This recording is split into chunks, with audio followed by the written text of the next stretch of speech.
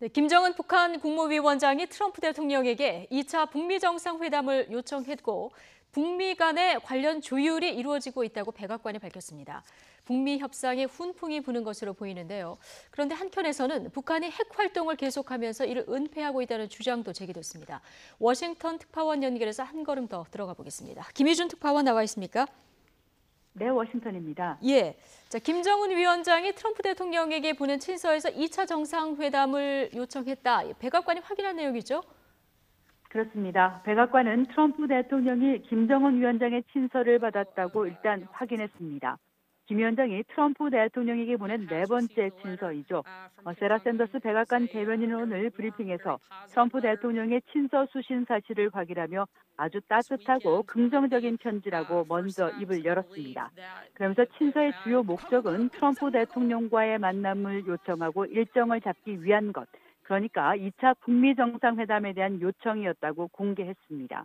그러면서 북미가 이미 2차 정상회담 개최 문제를 조율 중이라고 밝혔습니다. 샌더스 대변인의 말을 먼저 직접 들어보시겠습니다. The primary purpose of the letter was to request and look to schedule another meeting with the president, which we are open to and are already in the process of coordinating that. 네, 김 위원장의 친서에 비핵화 관련한 언급도 있었습니까? 네, 있었습니다. 샌더스 대변인은 김 위원장의 친서 내용을 모두 공개할 수는 없다면서도 김 위원장이 미국과의 지속적인 대화와 함께 비핵화 의지를 보여줬다고 전했습니다. 이는 북미 관계 진전의 증거라고도 평가했습니다. 또한 북한의 정권 수립 70주년을 기념하는 구구절 열병식에서 핵미사일이 등장하지 않은 것도 신뢰의 표시라고 의미를 부여했습니다. 앞서 트럼프 대통령도 대륙간 탄도미사일이 등장하지 않은 구구절 열병식을 아주 긍정적이라며 김 위원장에 감사한다고 밝힌 바 있는데요. 최근 북미 두 정상의 수사에 훈풍이 불면서 교착 상태였던 북미 협상에도 일단 청신호가 켜지는 분위기입니다. 예.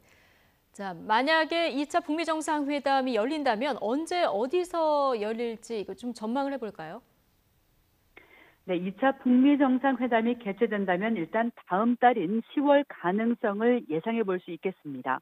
당초 폼페이오 미 국무장관이 지난달 4차 방북을 하고 북미 간 비핵화 조치와 종전선언에 대한 의견 접근을 이룬 뒤 남북 정상회담을 거쳐 이달 말 유엔 총회를 계기로 한 북미 정상회담과 남북미 정상회담을 통한 종전선언 시나리오가 제기됐었습니다.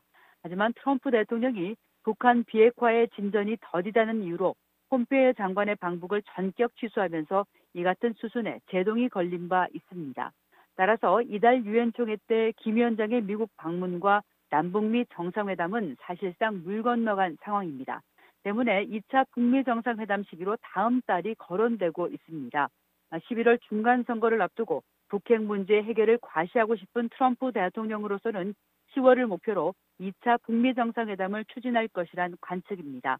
따라서 남북 정상회담을 전후로 폼페이오 장관의 4차 방북이 먼저 이뤄지고 그 결과에 따라 북미 정상회담도 가시권에 들어올 것으로 보입니다. 회담 장소로는 워싱턴 가능성에 대해 백악관은 일단 즉답을 피했습니다. 하지만 트럼프 대통령이 김 위원장을 백악관으로 초청할 의향이 있다고 이미 밝혔던 만큼 워싱턴 가능성은 여전히 열려 있고요. 또 평양이나 판문점도 2차 북미 정상회담이 가시화되면서 다시금 거론될 것으로 예상됩니다. 네. 자, 이런 가운데 강경파 볼턴 보좌관도 연내에 2차 북미 정상회담 가능성 이 부분을 언급을 했군요. 네, 존 볼턴 백악관 국가안보보좌관은 오늘 워싱턴에서 열린 보수단체인 연방주의자 협의회 행사연설에서 북미 두 정상의 또 다른 만남의 가능성이 분명히 존재한다고 밝혔습니다. 또 행사 뒤 기자들과 만나서는 그 시점이 그러니까 2차 북미 정상회담의 개최 시기가 올해 안이 될 수 있다고도 말했습니다. 물론 이것이 가정이라는 전제를 달긴 했습니다. 그런데 볼턴 보좌관의 연설의 방점은 북미 정상회담의 개최보다 북한 비핵화 촉구에 있었습니다. 볼턴 보좌관은 트럼프 대통령이 북한의 문을 열어놓고는 있지만 북한이 그 문으로 들어오게 억지로 할 수는 없다면서 북한 스스로 비핵화 조치를 취해야 한다는 점을 강조했습니다. 이어 김정은 북한 국무위원장이 지난 4월 27일 남북 정상회담에서 문재인 대통령에게 1년 내 비핵화를 약속했다고 거듭 주장했습니다. 대북 강경파인 볼턴 보좌관의 이 같은 발언은 2차 북미 정상회담을 거론하며 협상 카드를 내밀면서도 북한의 비핵화 조치가 선결돼야 한다는 점을 언급했다고 외신들은 분석했습니다. 예.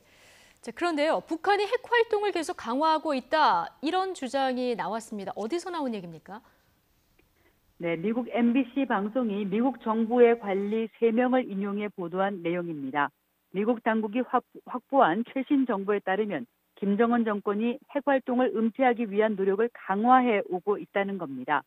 북한이 6.12 북미 정상회담 이후 석 달간 적어도 한 곳에 핵탄두 보관시설 입구를 가리는 구조물을 지어왔고 미국도 북측이 핵탄두를 옮기는 걸 관찰해 왔다고 전했습니다. 그러면서 북한이 올해 5개에서 8개의 새로운 핵무기를 생산할 수 있다는 평가도 실었습니다. 따라서 트럼프 대통령이 김 위원장의 비핵화 의지를 긍정적으로 보면서도 트럼프 정부는 북한에 더 공격적인 태도를 취하고 있다고 보도했습니다.